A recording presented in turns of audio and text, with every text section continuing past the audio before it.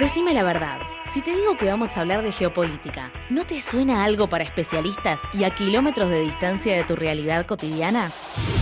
A nosotros nos pasaba lo mismo, hasta que los escuchamos a ellos, Facundo Musiacha y Daniel Camargo, ambos integrantes del CEDI, el Centro de Estudios para el Desarrollo Integral. Ellos nos cuentan lo que ocurre en el mundo y cómo nos afecta en nuestro día a día. Pero tranqui, no vamos a hablarte del efecto mariposa. Eso se lo dejamos a programas menos creativos.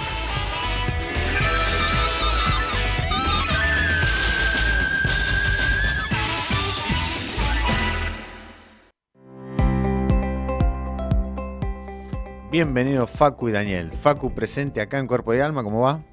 ¿Cómo están? Bien, che, feliz cumpleaños. Muchas gracias. Acá cumple el compañero que hay que tener que festejar, me parece, ¿no? Sí, obviamente que vamos a festejar. Hay motivo para festejar. Sí, seguro que hay motivo para festejar. No es menor. 55 no es menor. ¿Llegaste? Llegué a los 55, que lo cual ya es bastante. Hablando de números, quiero hacer un arreglo de números de nuestro programa. Es el número 42. ¿42 es nuestro programa? Sí, que en realidad es el bache de la ruta 41. Que La ruta al bache, bueno, está Al bien. bache te O sea, tiró. el número era estaba confundido. Está bien, Un bueno, amigo, listo. Pero 42 es el programa, ¿no? Vos? Bien. 42. 42 programas, bien. Mm. Bien, bueno. ¿Cuánto me alegra eso, Tato? Que es un Es un sueño, número, ¿eh? Y es un sueño hecho realidad, ¿eh? Bueno, Así es que, y bueno, le doy también la bienvenida a Daniel. Daniel lo tenemos de manera virtual en el Zoom. ¿Cómo te va, Daniel? Daniel Camargo. Querido Mario, ¿cómo estás? Feliz cumpleaños. Te Mucho. mando un abrazo a distancia. parece Muchas Arjona gracias. cuando te saluda, Muy- ¿viste? sí. Pero se da cuenta que es Arjona. Sí. Muchas gracias, Daniel. Muchas gracias por el saludo y encantadísimo de tenerte acá. Antes de seguir, quiero agradecer también. Me saludó ahí en las redes también mi señora esposa. Así vaya para Vanina Pugliese. Tenés que devolver el Sí. saludo si no Devolverlo entras. porque no entras. Sí, no entras. No, sí, tal cual. Estoy asegurándome por lo menos dormir calentito. Así es que gracias por eso, gracias por el regalito, por supuesto, y gracias por la torta y todo lo demás que hizo mi esposa. ¿Trajiste? Como hace habitualmente mi esposa. No, me la comí. Pero vamos a estar festejando seguramente. El festejo va a ser más grande que una simple torta. Está flojo, Facu. Así que, Sí. bien, Mozzarella. bien. Contame, Facu, ¿qué nos trajeron para este día? Bueno, estuvimos hablando un poco con Dani y dos cosas. Una, bueno, la cuestión del atentado o autoatentado. ¿Sí? Hay muchas dimensiones para hablar sobre eso. De Trump y seguir un poquito con la cuestión de este cambio de paradigma en términos de política internacional de Occidente a Oriente, un poquito hablando sobre eso y cómo vincularlos. Primero, bueno, el 9 de julio fue el día de la independencia de la Argentina, la conmemoración, muy oportuno para hablar de la nueva dependencia. Así que bueno, en eso más que nada, igual yo quiero darle la palabra a Dani, que él es el que iba a hablar un poquito de Trump y yo voy a ir complementando con lo que es de China, particularmente. Bien. Dani.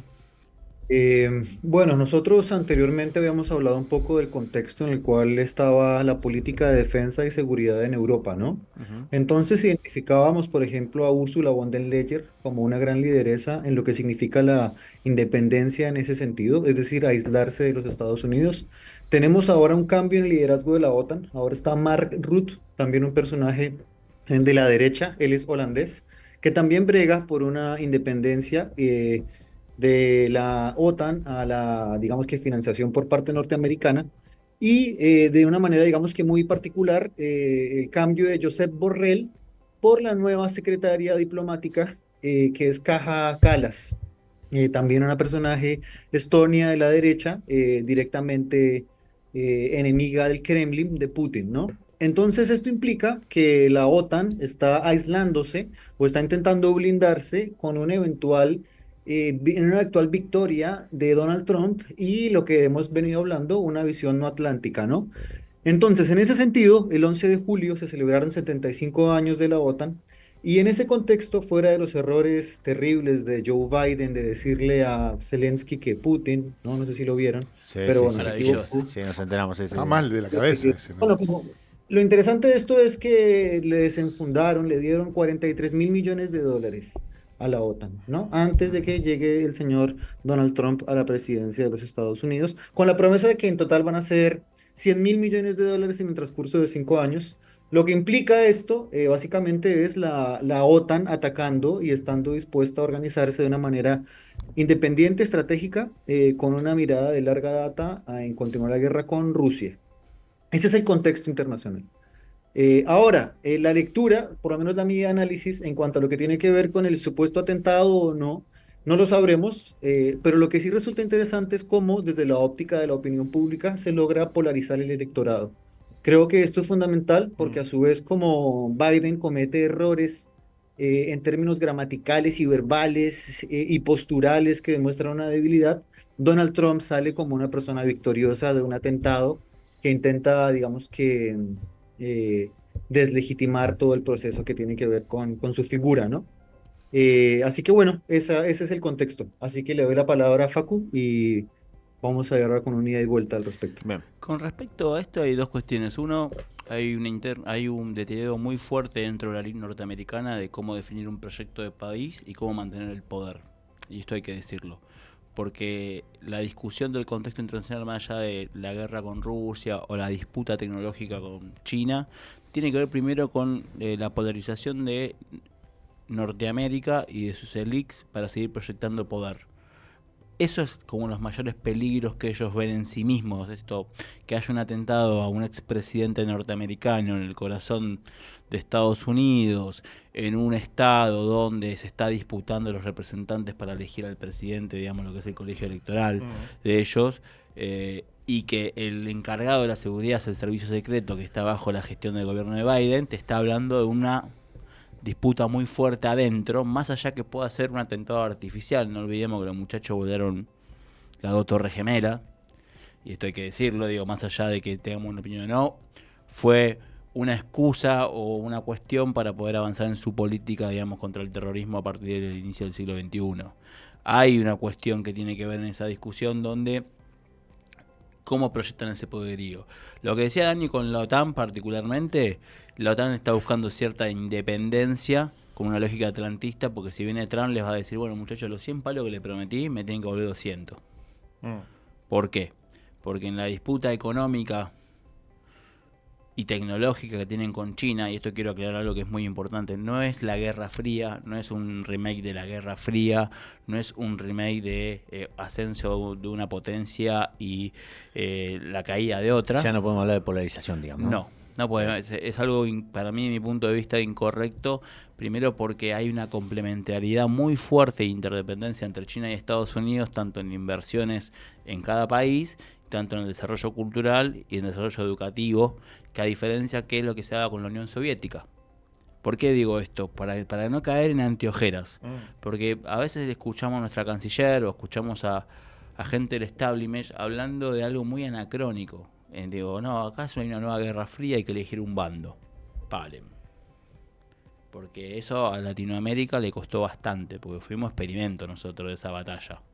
Digo, con golpe de Estado, con reestructuraciones económicas. Es que, corregime si no, pero en los 80 y parte de los 90 nos marcaron de tal manera con este tema de la dualidad de Rusia o Estados Unidos, y crecimos, yo tengo 55 años, crecí de chiquitito diciendo, bueno, los rusos o los yanquis. Entonces tenemos este tema de la polarización, donde y ahora aparecen los chinos y dicen, bueno, entonces será entre los chinos y los yanquis. Y los rusos. Y en realidad, claro, los rusos perdieron terreno, lo ganaron los chinos. Tendemos a pensar eso. Igual bueno. somos una máquina de polarizar. Sí, pero no es lo que se está dando en el mundo. No, claro, bueno. Digo, claro. ¿por qué digo esto? Porque lo que vamos a ver no es un mundo incierto. Estamos viendo uno de los mundos más complejos desde el inicio del siglo XX. O sea, hay polvorines geopolíticos y militarizados a nivel mundial. El norte de África, todo lo que es Asia, todo lo que es Oriente, incluido Europa con Ucrania, cuando se pensaba que ya con la pacificación de la Segunda Guerra Mundial se acabó. Y esto lo planteo acá, primero para entender que todo lo que va a suceder en adelante no va a ser una discusión de la Guerra Fría, va a ser una discusión que Occidente no está acostumbrado a tener. Claro. Que es todos los muchachos que vos dejaste afuera de tu club de fútbol, para decirlo así, de tu club de supremacista tuyo, y que tienen 1500 años de historia, están haciendo un club para vivir un poco mejor y hacerte cierta competencia económica. Y ahí es donde entramos en la discusión con lo que decía Dani, es los mismos norteamericanos están viendo eso. Por esto a mí me llama poderosamente la atención la discusión que se da dentro del Partido Demócrata si se mantiene a Biden, y la discusión que se dio en su momento en el Partido Republicano con Trump, porque también eso hay que decirlo. Sí. No sé qué pensás vos, Dani. Bueno, yo de hecho quisiera hablar de la disputa que existe dentro del Partido Demócrata, porque la figura más fuerte no es Kamala Harris, que es la vicepresidenta, sino la figura más fuerte es Michelle Obama, porque Michelle Obama, al igual que su marido, son personas que vienen de la política, tienen una formación académica muy sólida y tienen la posibilidad de debatir, digamos que en la arena de la opinión pública norteamericana, Sí, la Dani, posibilidad. perdóname que me meta ahí, pero me parece que Michelle Obama hoy, con todo esto que pasó y todo lo que están haciendo, no se va a subir al colectivo ni loca. Y Precisamente en ese punto es en el que se encuentra el Partido Demócrata, Claro. porque no encuentra un liderazgo fuerte que pueda llegar a interesar, digamos, por un lado a Joe Biden de que se baje, porque hay que reconocer que tiene un poder muy grande este personaje, no ha querido dar marcha atrás, el tipo cree que está en la posibilidad de enfrentarse, lo que demuestra la cefalia de poder dentro del Partido Demócrata. Pero por otro lado, lo que me resulta a mí muy interesante es lo que va a pasar con la OTAN, ¿no? O sea, porque los Estados Unidos tienen dos esferas. Una es su política doméstica. En ese sentido, la política de Joe Biden y la del Partido Demócrata tiene unos excelentes indicadores. O sea, eso no está en disputa. Lo que resulta interesante, por lo menos a la óptica de este programa, es lo que puede pasar a nivel internacional con el cambio en el ejercicio electoral. En ese sentido, la OTAN, como bien lo dice Facundo, tiene intereses interoceánicos en el sudeste asiático, en África, en la Antártida. Y en esa disputa de querer ser independiente a lo que suceda con los Estados Unidos, estamos hablando de precisamente esto, un escenario multipolar, en donde la OTAN tiene que tener su apuesta propia, la Unión Europea apuesta por lo propio, así como lo está haciendo el BRICS. sí, ahí, para pasarlo en criollo, ¿viste? Sí, sí, claro. Sí. Lo que está sucediendo y lo que va a suceder particularmente es un reacomodamiento de los vecindarios, para decirlo así. Digo, cada vecindario tiene una característica, cada esfera tiene una característica, donde antes por ahí predominaba un barrio sobre otros, lo pongo en lo llano, empiezan a surgir diferentes liderazgos en los barrios que eran predominantes y empiezan a pasarle factura al que predomina. Digo, bueno, pero no en la competencia directa, sino yo estoy haciendo la mía. Y la mía tiene Pero que mirá ver... que voy a llegar. La mía tiene que ver con la mía, ¿eh? Claro. Digo, no te estoy atacando a vos, pero es la mía. Sí. Entonces es muy... Yo escuchaba a muchos analistas internacionales hablar de la trampa de Tucídides, que es cuando cae una potencia, digamos, y sube otra, para decirlo así en llano. Sí. Y para mí tiene que ver más con con otro tipo de cuestión. Ahora no recuerdo el nombre, que le voy a traer, hay un analista árabe del siglo XII, donde hace como una especie de descripción de por qué los gobiernos y los estados caen, y los imperios. Y él habla más que nada de la cuestión endógena. Empieza a hablar en sentido de, miren, el problema de Estados Unidos con China no es China, es Estados Unidos con Estados Unidos. ¿Por qué? Vos, para tener la construcción de poder y llegar a ser, digamos, el hegemónico, tenés que tener un acuerdo interno para llegar a eso, Claro. constituir los recursos, generar cierto consenso, generar cierto prestigio, influencia en muchos lados. Bueno, cuando llegas a eso hay que mantenerlo, y para mantenerlo tiene que haber un consenso de que se siga manteniendo ese músculo. Pero después empieza el conformismo. Yo ya soy, como Claro. ya yo soy, digo, lo voy manteniendo. Y empieza la laxitud, para decirlo de esa manera. Y es lo que describe este analista árabe. Y empieza a ver lo que se llama, digamos, en un punto esa laxitud lleva a la debilidad. Porque lleva también al derroche. Sí, claro. Esto que estoy diciendo, estos pasos, si uno ve la historia norteamericana del 97 hasta acá, es lo que le está sucediendo en un punto. Por eso la cuestión tan agresiva en la discusión con adversarios y tratando de buscar adversarios en lógica de guerra fría. Sí, además, corregime, lo dejamos para otro programa eso, ¿no? Pero creo que también se está modificando porque antes el mapa geopolítico estaba más basado, me parece a mí, en lo que era militar, ¿no? En lo que era un dominio militar. Lo sigue siendo. Bien, pero ahora aparece la cuestión la cuestión tecnológica y demás cuestión, que ya no creo que le alcance a Estados Unidos con mantener un ejército inmenso para seguir siendo el dominador. Te doy una cuenta Contame. simple. Estados Unidos tiene alrededor de bases en 80 países. Sí. Tiene el mayor arsenal nuclear. Además, el de la mayor gasto historia. público que hay. Y además de todo eso, tiene todo su presupuesto militar. Claro. India, China, parte de Rusia, es el gasto general de todo. Claro. ¿Qué pasa? En esa discusión hay un rearme mundial. Sí. Doy un ejemplo tonto. China tiene capacidad nuclear disuasoria. Pakistán la tiene. Israel la tiene. Irán lo tiene. Digo, muchas potencias regionales y emergentes se fueron militarizando, entendiendo que en este polvorín que estamos viviendo puede haber una confrontación y hasta hay un discurso de pasar la lógica nuclear. ¿Qué quiero decir? Antes vos sabías que había un teléfono rojo o un botón rojo, Sí. o la hora cero, para decirlo así, no me acuerdo si era así, la hora cero, donde, bueno, morimos todos. Bueno, ahora la mayoría de esos países que están, Israel está en un conflicto muy fuerte en el Medio Oriente. Irán también. Pakistán e India, lo mismo. Rusia a su manera. Digo, todos están, hay un rearme. No es la única dimensión, pero es lo que sostiene todas las demás dimensiones. Uh-huh. Si no hay un músculo que pueda sostener una discusión, doy un ejemplo que dio un diplomático argentino, no yo, un diplomático argentino, que cuando discutía con Gran Bretaña por la soberanía de las Malvinas, generalmente los diplomáticos se miran el hombro para ver qué hay detrás de cada diplomático, como una analogía. Sí. Nosotros veíamos un ejército y ellos no veían nada. Uh-huh. Y esto lo digo porque eso es una lógica de realpolitik. Cuando vos discutís como Estado o como representante de un Estado con otro Estado en una rispidez, vos haces el cálculo de costo-beneficio. Sí, Claro. tarde o temprano, claro. Y el cálculo es, si yo te miro y veo que sos un quilombo, estás recontra desarmado, no tenés chance de nada, No me importa nada. no tengo ningún costo. Claro. Y esa es la realpolitik internacional, más allá de todas las dimensiones. Lo tecnológico, esto Dani me puede ahí dar una mano, es cómo concluye la Guerra Fría, muchachos. No concluye con una batalla militar, nada, concluye con un poderío tecnológico y económico, que es todo lo que se inventó desde Occidente en forma de uso militar se logró llevar a uso doméstico.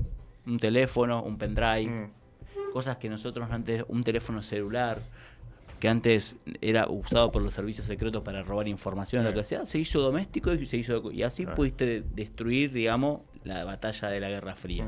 No sé si estoy equivocado, Dani. Dani.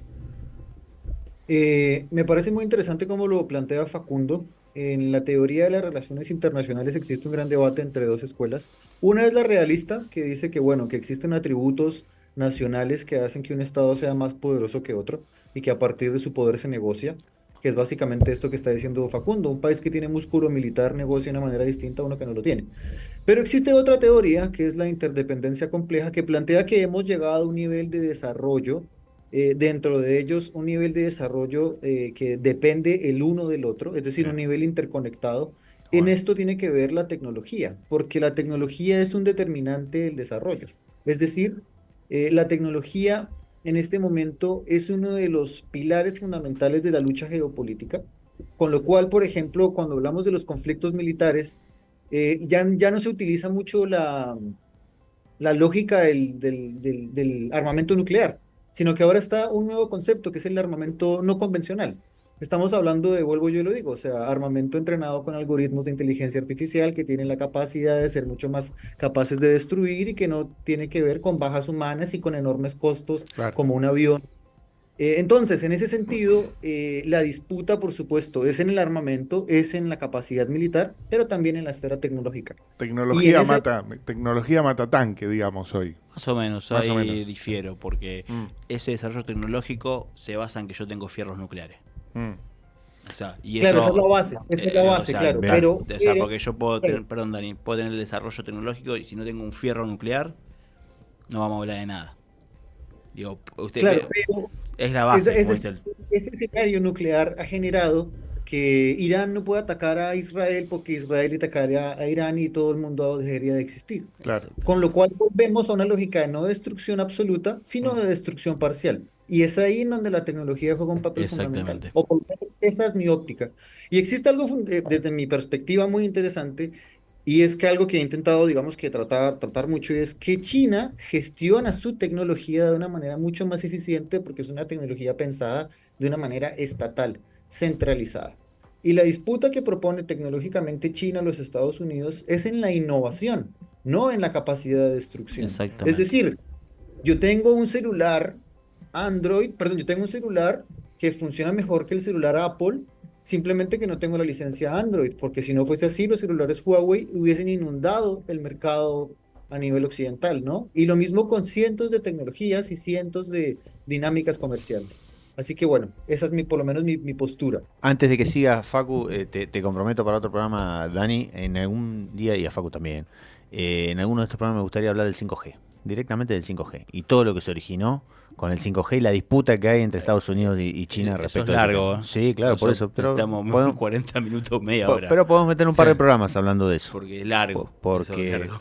porque digamos, hasta donde yo sé, la discusión venía, Estados Unidos planteaba que tenía usos militares con el 5G y que por eso no dejaba entrar a China, pero sé que hay mucho más que eso y que es recontra interesante. Ya he leído algo, me han contado algo y me parece que le va a interesar también a la gente que lo escucha. Sí, por ahí podemos hacer, digo, no sé, pensándolo acá, viste, como, bueno, capaz de suprimir algún encuentro de geopolítica y decir, bueno, hacemos uno de 5G, Sí, un programa, para que la gente se quede con eso. sí. Uno o Pensarlo. dos programas de 5G, sí, claro que sí. Pero bueno, ahí con lo que dice Dani está bueno porque